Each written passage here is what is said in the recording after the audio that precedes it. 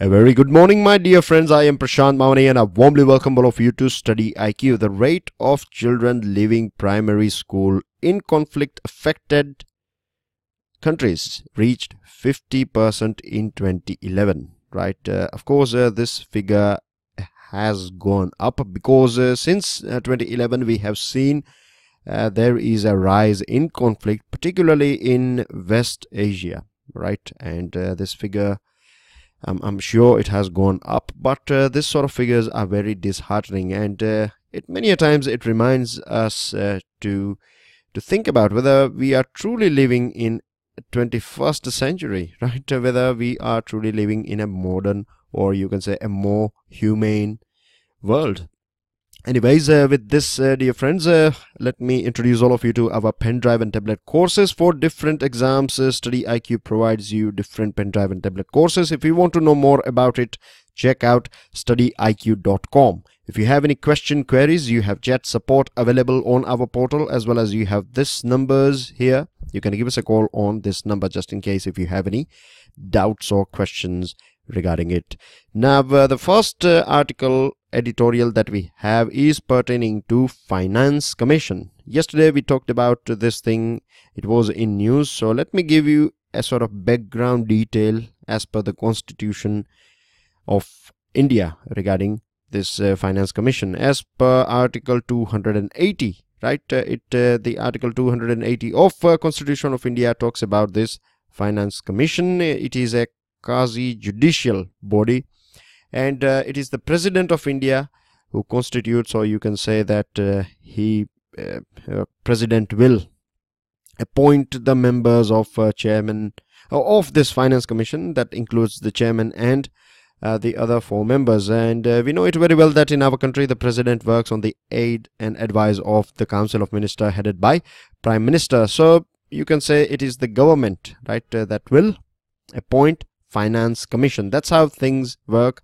So you have in total five members here, 1 chairman and 4 other members. Now the Parliament is supposed to decide or determine the qualifications of the members, right? So a person, of course, should have a bit of experience in public affairs, and here are other things like either he should be a judge of a high court, or a person who is qualified enough to be appointed as one. And there are other things as well, like you should have special knowledge of finance and accounts and financial matters and administration, or special knowledge of economics, right? So these are some of the basic things. Now what is or are the function or functions of Finance Commission, right? It decides about how the money or the revenue or the tax proceeds are to be shared between center and state. So let me give you a small example here. I believe this will help all those beginners. Say for example, government has got 100 rupees as a revenue, right? So this Finance Commission will lay down you can say rules that say for example 50% of this 100 rupees will stay with the central government, and the rest 50% should be divided between different states, right? So this is one of the main job of Finance Commission. The other thing is that it will decide the principles of grants in aid. Grants, as you know, that it is a sort of money that is provided by the center to the state, and you don't get back as a loan. Yes, you have to pay back, the state has to pay back the loan, but grant is something that is you don't get back, right? Center will not get back anything out of this grant. Of course, this in money wise you will not get back anything, but in terms of development there could be many things, and the return could be even a bit higher than the money that you get back. So these are some basic things regarding this Finance Commission, and it submits its report to President. This is quite logical because it is the President who constitutes this Finance Commission. So the Finance Commission will give its report to the President, and finally the President will lay the report of Finance Commission in both the houses of Parliament. And remember, it is a commission, it is not a government, right? All the decisions, whether a government is accepting something or not, is at the end of the day taken by the parliament, right? This is again a sort of indication that if you are being asked a question that in a form of MCQ, then remember that no commission, right? No commission has a right to decide on behalf of government. It can provide its recommendation, but it is the government, or you can say the parliament, that is the final body that will say yes or no to this recommendations. So this, I believe, is enough for now regarding Finance Commission. Now let's see what we have got here. Former Revenue Secretary N.K. Singh, right? He has been appointed as the chairman of the commission. Yesterday we saw this thing that the recommendations for the 5-year will begin from 1st April. April 1st is, you can say, our financial year starts from April and ends on March. So this is the reason why you see April 1 of 2020 written here. So from 2020 to 2025, the things that have been accepted by the government of this 15th Finance Commission will work, right? And it will decide again, as you know, that regarding tax, how much should be shared and things like that.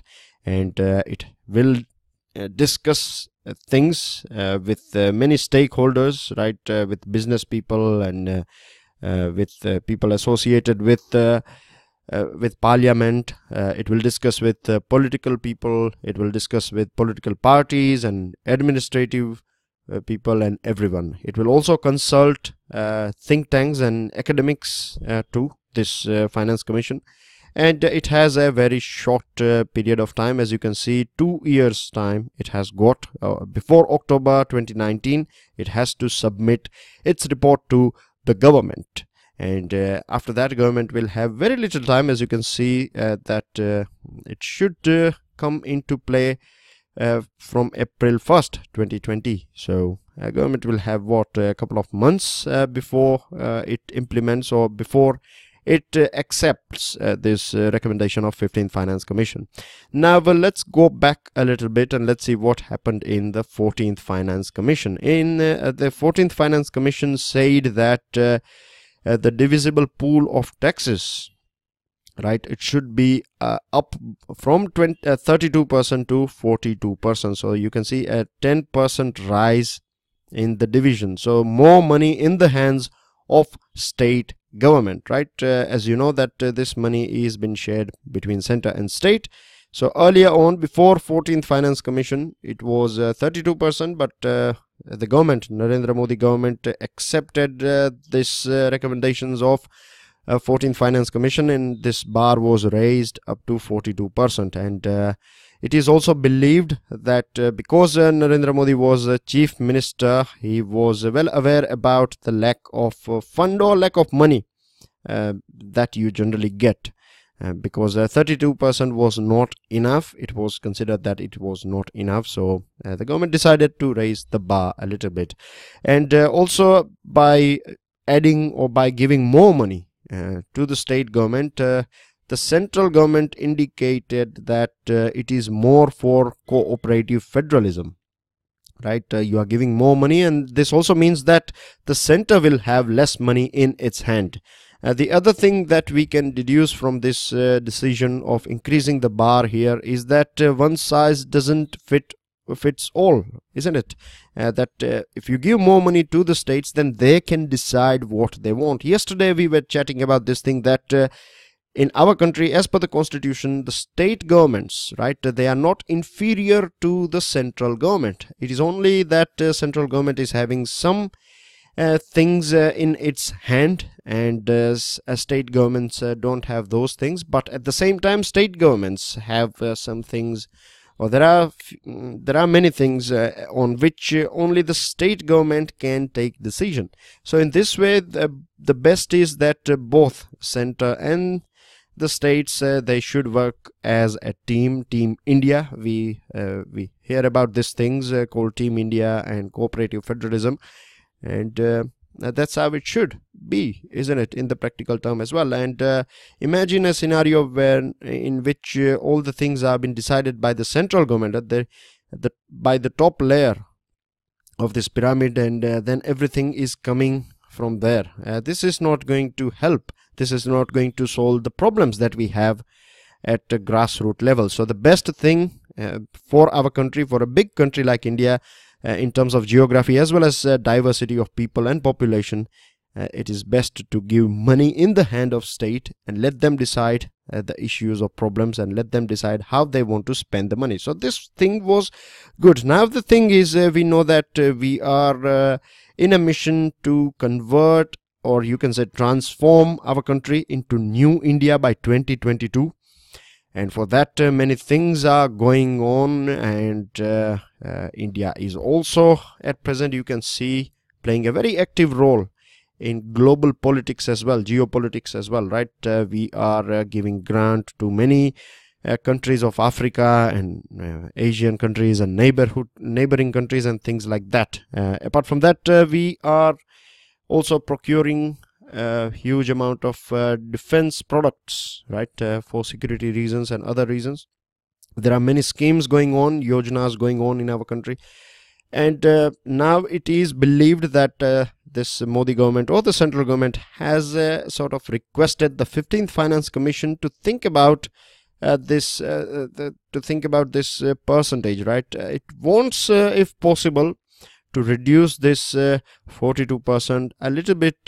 It wants it to bring it down a little bit so that it can have some extra money in its hand, so that it can spend this money after transforming our country into new India. So now there is a sort of a bit of course we know that there will be a sort of resistance from the state government, but we have some good examples as well. As you know that the implementation of GST and GST Council is in fact a very good example of cooperative federalism, isn't it? And the central government has committed that if there is any loss just in case due to the implementation of GST, then till 2022 the central government will compensate the revenue loss. So this is, there are many other examples as well, but GST Council is one of the best example that we have, and together both the center and states should of course when this Finance Commission will consult many people, they will,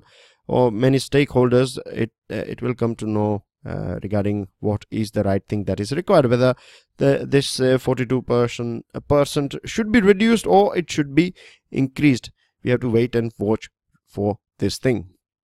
Anyways, that's everything regarding it. Now let's move on to another item. This is about crime and punishment. Again, a very important piece of article written by a former civil servant. And as you know, for new listeners, I would like to repeat here again that whenever you find some articles that are written by civil servants, they are very important, because if you are preparing for exams that have a sort of mains portion as well, that you have to appear in a mains exam, then the things that have been said and written in this sort of articles are gems and jewels for you, because you get some lines and some ideas that you can directly use for adding more weight to your answer. So this one is talking about National Crime Records Bureau and Crime in India 2016. The report is out. It is the most recent report, and as per this report, there is a 47% you can say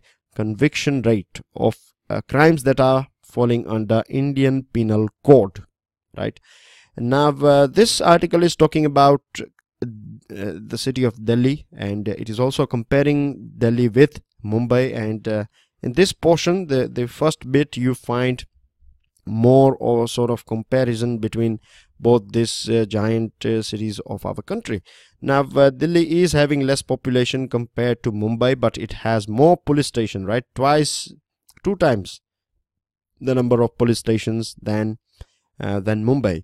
But then as well, we see that the crime in Delhi is quite high compared to Mumbai, and at the end of the day, you can say that the crime against women are high, and the conviction rate is a bit low, even though there is a sort of unique thing about Delhi, is that the police commissioner or the police does not have to report to the chief minister. it reports to Lieutenant Governor. This is a unique thing about it, because you know that Delhi is a union territory, right? But it is a unique union territory. It has its own legislative assembly and Lieutenant Governor. So the police commissioner reports directly to the Lieutenant Governor. So you can say that there is less, or you can say no political interference of Chief Minister or other ministers when it comes to Delhi. But things are not the same in Mumbai. But then as well, it is performing bit well. Now, what is the main job of police? Right? If we go through the reports and things like that, then we can clearly say that it is not about just reporting your crime, right? What took place, but more than that, it is about how you prepare your charge sheets, and whether you are able to take the case to its logical conclusion, whether you are able to increase this conviction rate. Of course, it should be fair and transparent process, and whether you are able to have a sort of positive impact on criminal behavior. So these are the things that are more important than just the numbers. And what we see is at present that the number of reporting has gone up, but the conviction rate is not. So it is like you are roughly speaking, in layman's language, you are entering 10 things. This is your machine here, right? You can call it a sort of criminal justice system, right? CJS. It is a machine, so you insert your inputs, but the output or the result is not that much. So this is a sad thing. Now, the other sad thing regarding our country and crime and things associated with crime is that first of all, if you go through the data and if you go through the way investigations are conducted in our country, then we find that even today as well, we are not using that much of all the latest gadgets and technologies that are available. Say for example, this forensic thing or DNA testing and things like that. Imagine if you use all these things, if you are using, I'm sure you have watched many programs on your Discovery and Net Geo channels. You know, they show you a program in which you find in USA or other foreign countries, they use all this DNA testing and forensic things. And because of this thing, they are able to take the case to its logical conclusion. But if we see the rate of these things or the application of these things in India, then it is very low. The other thing is if we see the situation in the jails as well, right? We know that many a times going to a jail is having a sort of access to a nexus through which once you come out, you become part of organized crime. Rather than jail being a place in which your system could be re-engineered, it is in fact boosting your criminality. The other thing is we don't have a sort of you can say distinction. There is no sort of you can say division between law and order and investigation branch. Now if we don't do it, what happens is that we have frequent transfer a person who has handled law and order. Now if you put that person randomly as investigating officer, then you can of course understand that that person does not have that sort of skill sets that are required for investigation. And this is one of the main reasons why we are not able to take many of the cases to its logical conclusion. And we have a very good example of the city of London. How things work in London is that the mayor will decide, right? The mayor will come out with a sort of accountability chart, or you can say the mayor will provide you plans, right, or targets, and it is the responsibility of the commissioner to implement that thing. And during implementation, there is no sort of interference from any politicians or mayor, and in this way accountability and operational responsibilities are divided. So the commissioner is supposed to answer to this mayor. So it is a sort of pressure from the mayor that is working on this commissioner, and when it comes to performing, there would be no sort of pressure from the mayor, or no one can interfere with the decisions that are been taken by this commissioner. So this is something that is required here as well, and we have to seriously think about this thing, whether policing is a force or whether it is a service, because we are in our country it is more about force, right? We are using, many a times we see that police people are freely using a bit of force and sticks and things like that against its own citizen. Remember, we are living in a welfare state, and any sort of force, when I say force, I mean to say physical force used by the police is, you can take it directly as a physical force used by the government. So this is not acceptable at all. And as I told you, that investigation and law and order should be separated from each other.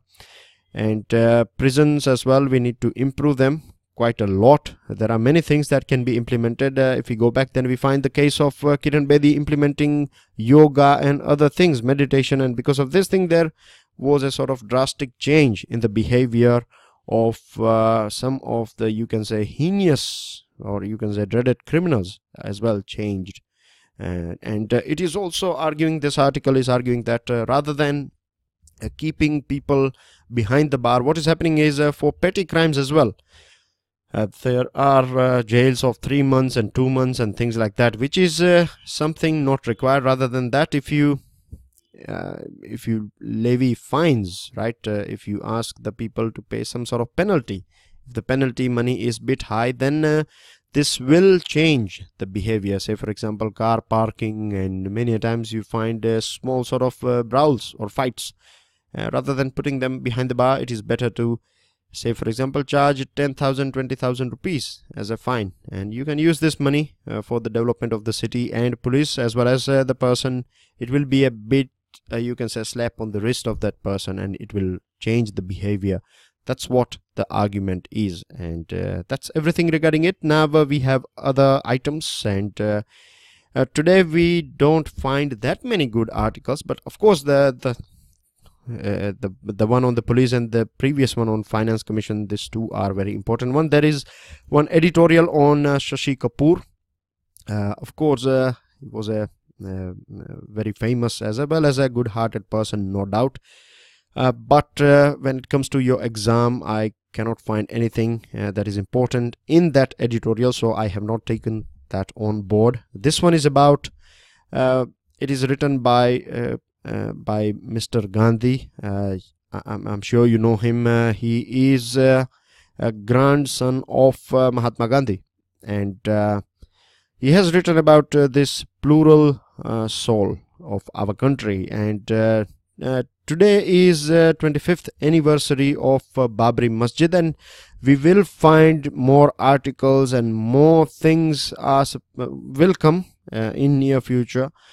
So I'm just taking the bits that are important for you to understand, because it is written by a political person, and you find some sort of his own personal views are here.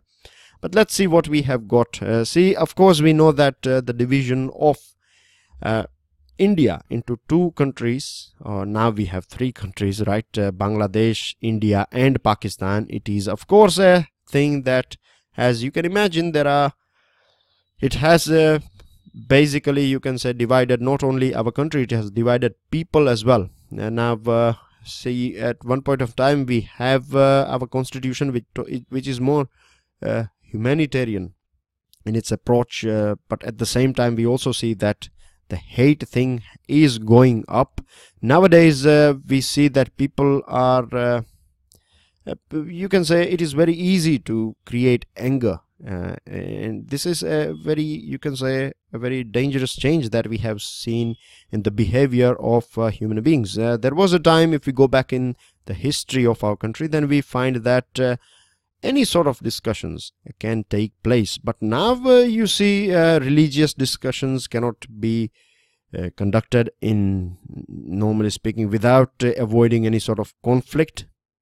You know, if you go through news channels, even with the education as well, this thing has been observed. If you talk about some sort of religion or politics, then it is generally, it becomes a sort of normally the response that you get. It's not response, I would rather call it a reaction that you get is based more on emotions rather than a logical thing. So this is a sad situation in our country, and there are three events as per this article that changed India. The first one is, of course, the assassination of Mahatma Gandhi. The second one is the demolition of Babri Masjid, and the third one is V.D. Savarkar's portrait in Parliament. And the writer says that the first one was murder, the second was vandalism, and the third one was a celebration by Hindutva people.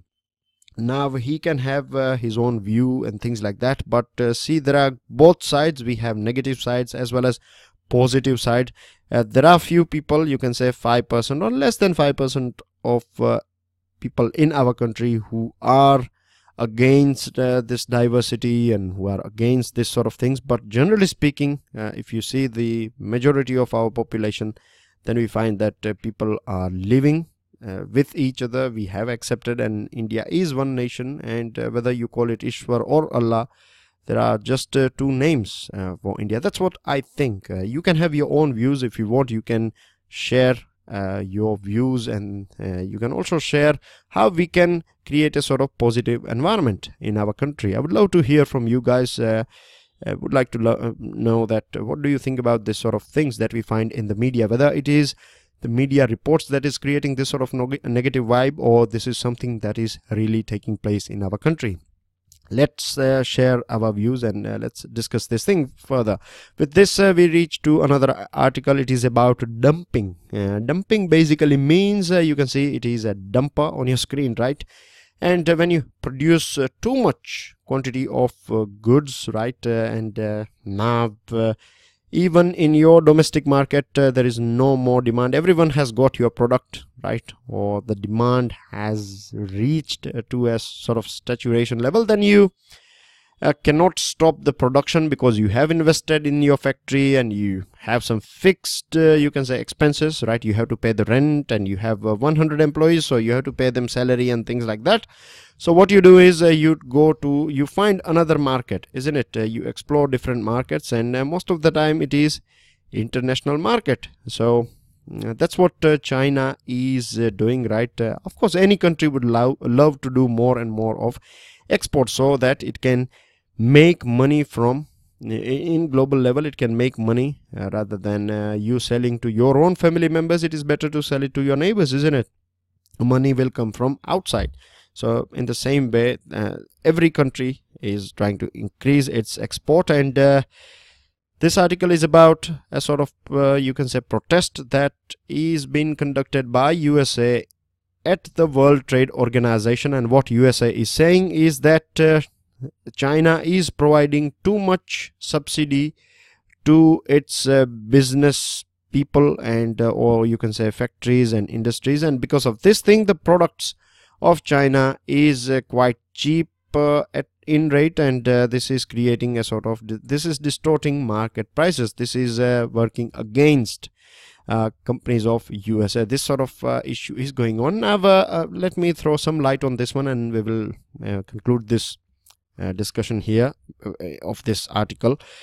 See, USA is also providing too much amount of subsidy to its farmers, and it is India that is against this subsidies that is provided to these farmers of USA, and other developed countries are also on board. But this is basically about creating more jobs, right? It is indirectly, you can say, the Western countries or USA is of course, with USA you also find EU on the same page. They are protesting this thing, and what they want is they want somehow to reduce the imports from China, and they want to create more jobs for their own people. And China is arguing that as per this section 15 of the Protocol of Accession, it has already been 15 years for China to join this WTO membership. So in 2016 it already marks 15 years. So now what it says that it should be given a sort of endorsement, a sort of tag should be given by this WTO members, and this EU and USA, they are a bit frightened that if this thing is given to, this tag is been given to China, then they want to be able to stop China from exporting its product to their countries. This one is about an interview of TCA Anant. He is Chief Statistician of India, and this statistician department is the department that launches this GDP data. I'm sure you know about it. We have talked about it in detail, and all the things that you find here is it's an interview, right? So there are many questions that are discussed here. If you have time, then go through it. But the gist of this thing is that the GDP is going to go up. Things are going to be good because GST GST figures will be in the hand of this statistics department, and of course now things are getting bit more smooth and everything is falling in line. So in future we will see the rise of GDP, and we have discussed about this thing, so I'm sure I don't need to go through the details. But of course, as I said, if you have time, then you can go through this article. Now let's jump on to the news item. Supreme Court has refused to defer Ayodhya case hearing. Now Kapil Sibal and there are other you can say appellants, right, lawyers from appellants, they said that if the verdict of this Ayodhya case will be out before 2019 election, then it will have some sort of influence on the political scenario or the outcome of this election. Supreme Court has said that as per the court has to look after the law and order, or you can say it has to stick with the law rather than thinking or worrying about election. So it has been dismissed, and this Allahabad High Court in 2010, it said that this land should be divided into 3 equal parts, and in 2011 this was been stayed by the court. This case is pending in Supreme Court since last 7 years, but things will start now, right? Supreme Court has said that from 8th February it is going to the hearing on day-to-day basis will start, so hopefully we'll reach to a conclusion. Another good news is coming from Delhi court, Patiala House Court, and this special judge O.P. Saini has said that he is going to pronounce the judgment pertaining to this 2G spectrum allocation scam case on 21st October. He has said that all the accused should be present, and this is going to be a very big thing in near future, because you know the amount of energy as well as the money that is involved with this 2G spectrum allocation scam case.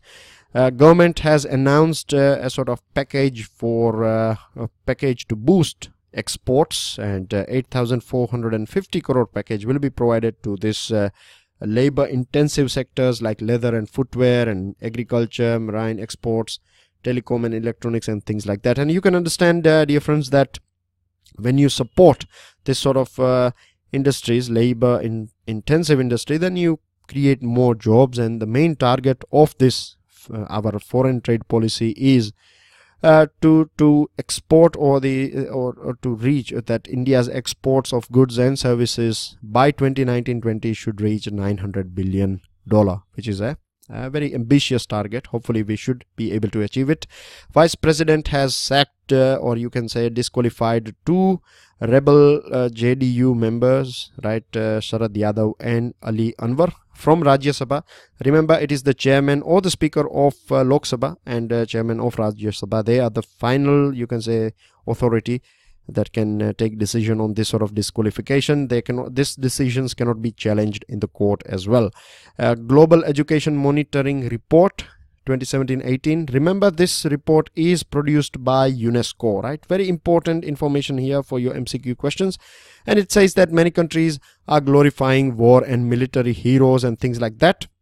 Many countries are teaching rather than teaching peace, non-violence and reconciliation, and it includes India as well, because our textbooks are not that clean too. And of course Pakistan is notorious in this thing. UAE is going to set up more consular office in India for ensuring that smooth trade, or you can say smooth flow or execution of this 75 billion investment sovereign wealth fund that it wants to invest in India in terms of infrastructure. And for that it has Abu Dhabi Investment Authority as well. With this, dear friends, China and India have decided together that they are going to promote globalization, and they are going to sync their emerging economies with each other. And there was a meeting that took place between Niti Aayog as well as Development Research Council, that is a sort of a counterpart of Niti Aayog of China. And India can learn many things from China, how it executes its infrastructural projects, and how China you can say executed this industrial revolution in its country.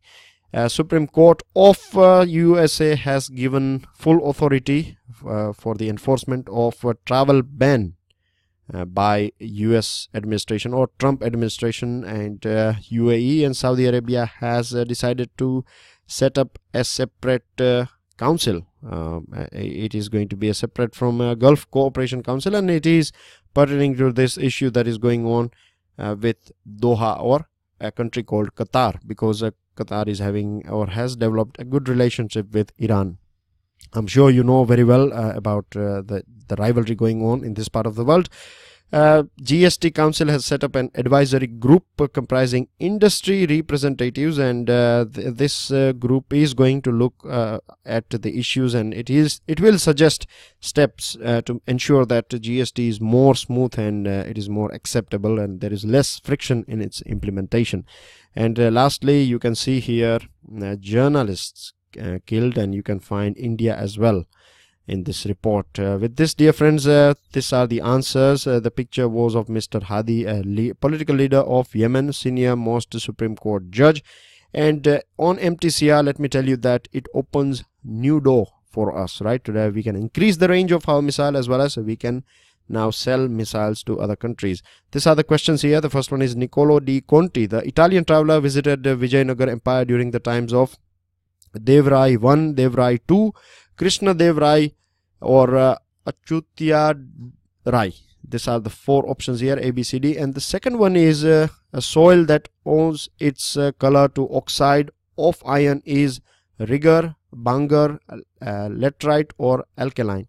With this, dear friends, I would like to clarify or need your help as well to spread the word about this thing, that the PDF file, remember, you won't be able to get a PPT file. I can share PDF file with you, right? And this is available on my Facebook page. So all those guys who are following me on my Facebook page, I would request you guys to please spread the word about this thing. There are many students who are looking for this PDF file, and the easiest way to get it is from, of course, from this page, because straight away, as soon as I release this lecture, I share a PDF file for you on my Facebook page. You can, of course, download it from our Telegram channel. To know more about our Telegram channel, check the description of this video, and you can download it from our website as well, which is StudyIQ.com. Anyways, dear friends, I end this discussion here. Enjoy your day. I will see you all soon. Jai Hind.